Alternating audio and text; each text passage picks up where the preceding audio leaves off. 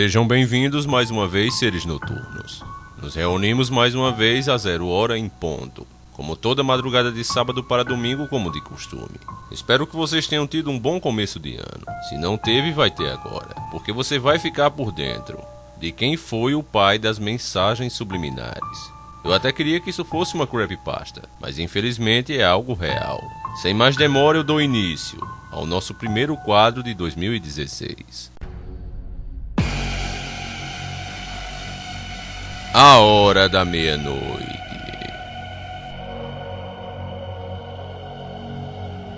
É natural você assistir a algum desenho animado considerado bobo e de repente sentir coisas que não têm nada a ver com a proposta do desenho, que não batem com a cena que você está assistindo no momento. Os mais diversos tipos de pessoas relatam que às vezes se sentem excitadas, amedrontadas e encorajadas assistindo os animes. Muitos acreditam que essas sensações em comum se devem às famosas mensagens subliminares, que têm o poder de induzir o seu subconsciente a coisas que seu raciocínio ainda não conseguiu perceber, mas ele captou. É algo... Os animes, filmes, novelas e propagandas. Tudo o que passa na grande mídia, cada vez mais usam as mensagens subliminares em suas produções. E para piorar, o satanismo vem sendo cada vez mais usado. Eles buscam acostumar e familiarizar as pessoas, e infelizmente esse objetivo vem sendo atingido com sucesso. Já começa agora a prática e os costumes dos satanistas, adoração a outros deuses, feriados pagãos, orgia e depravação, e tudo mais que outros povos, como Sodoma e Gomorra, tanto praticavam. Agora eu faço aquela pergunta: quando será que começou essas mensagens subliminares? Quem as criou? Eu acredito que foi em 1957, por James Vicary, nascido em Detroit. Ele era fascinado desde pequeno por serpentes, pois acreditava que elas tinham o poder de seduzir suas vítimas antes do golpe fatal, quase como uma hipnose. Isso lhe rendeu o título de Encantador de Serpentes de Detroit, publicado até pelo jornal Detroit News.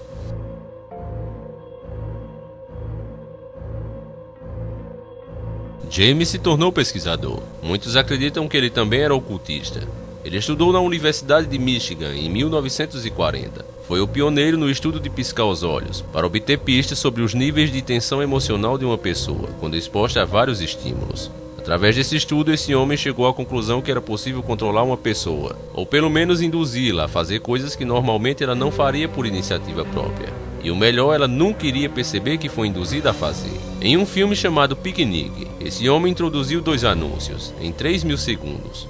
Um da Coca-Cola, que dizia "Beba Coca-Cola", e outro "Coma pipoca". Nesta ocasião, 45.699 pessoas, sem permissão ou conhecimento do que estava para acontecer a elas, foram expostas a essas mensagens subliminares, como se fossem apenas gado, porque para a elite global é o que somos, gado, e nada mais do que isso. Elas foram analisadas e os resultados registrados. Um aumento de 57,5% nas vendas de pipoca e um aumento de 18,1% nas de Coca-Cola. Isso porque ela custava mais caro. Depois que as informações do que tinha acontecido chegou ao conhecimento do público, e na época era muito mais religiosa do que hoje, bastante indignação e muitas críticas surgiram a partir daí. Os cientistas e pesquisadores pediram que James reproduzisse os resultados novamente. Ele supostamente nunca conseguiu. Depois, com o aumento das críticas, tudo foi desmentido e dito ser uma fraude. Outros da época que sabiam que tudo foi real disseram que não podia fazer nada, pois a quantidade de dados da pesquisa de James era muito pequena para que fosse analisada mais profundamente. James, durante toda a sua vida depois desse acontecimento, se esquivou da imprensa e o caso acabou caindo no esquecimento. No entanto, podemos sentir e ver essas mensagens até hoje, que a partir daí nunca mais pararam e se tornaram cada vez mais comuns e satânicas.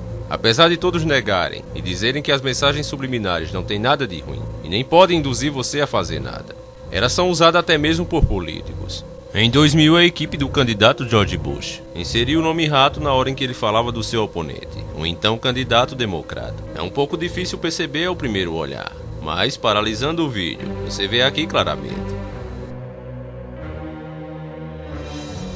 Mesmo sem você conseguir ver, seu subconsciente consegue fazer isso.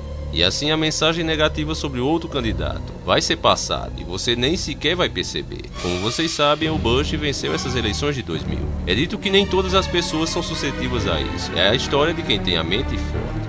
Como James foi um grande homem para os senhores do mundo, um personagem também foi feito para homenagear esse manipulador. Você já deve ter o visto.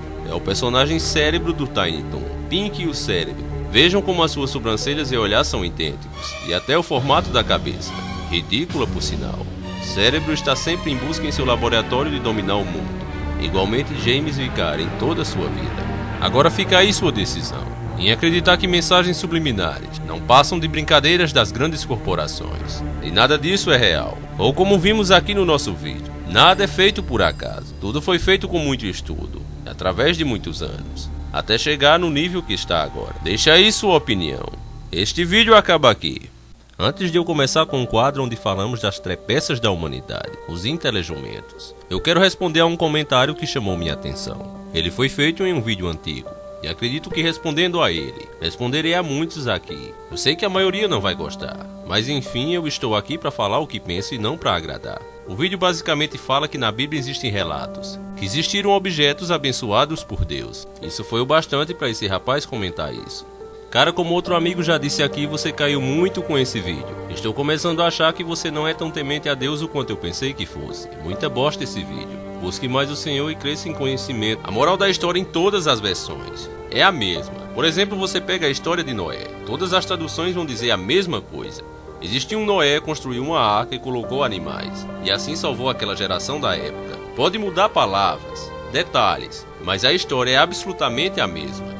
A Igreja Católica selecionou o que ia colocar na Bíblia. Sim e não. Com o crescimento do cristianismo na época, muitos se diziam profetas e escreviam seus próprios evangelhos. E todos diziam que vinham de Deus. É óbvio que teria que ser feita uma seleção, sim. Ou você queria, por exemplo, que as profecias de Maomé, cancelando todos os mandamentos bíblicos, fosse aceito? É preciso que você enfie na sua cabeça que o Velho e o Novo Testamento andam de mão dada. O próprio Jesus Cristo pregava em cima dele. Explicava aqueles homens senhores da lei da época a interpretar melhor as velhas escrituras, já que a Bíblia ainda não existia na época.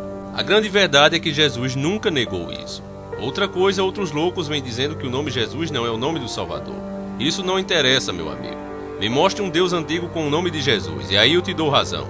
Mas você não vai fazer isso, sabe por quê? Porque não existe. Agora estão dizendo que tem que chamar de Yahushua. Eu não falo latim, e nem quero falar. Eu me refiro ao meu Salvador como eu quiser. Meu cabeludo, meu mestre, meu Deus, meu Jesus, meu rabino. Eu chamo como eu quiser. Acredito sendo simples como ele era. Não vai me condenar por isso. Acredito que ele não deixou o nome dele verdadeiro, cravado nas escrituras, porque ele queria que nós seguíssemos suas doutrinas. Quem quiser agradá-lo deve seguir suas doutrinas. Se ele tivesse deixado o nome, talvez muitos como você iriam seguir o ídolo. E ele não queria ser um ídolo para ninguém. Ele queria ser uma doutrina. Então, meu amigo, ao invés de você ficar falando besteira, por quem chama o nosso Salvador de Jesus, procure praticar o bem e seguir a doutrina dele. Com certeza ele vai gostar muito mais disso.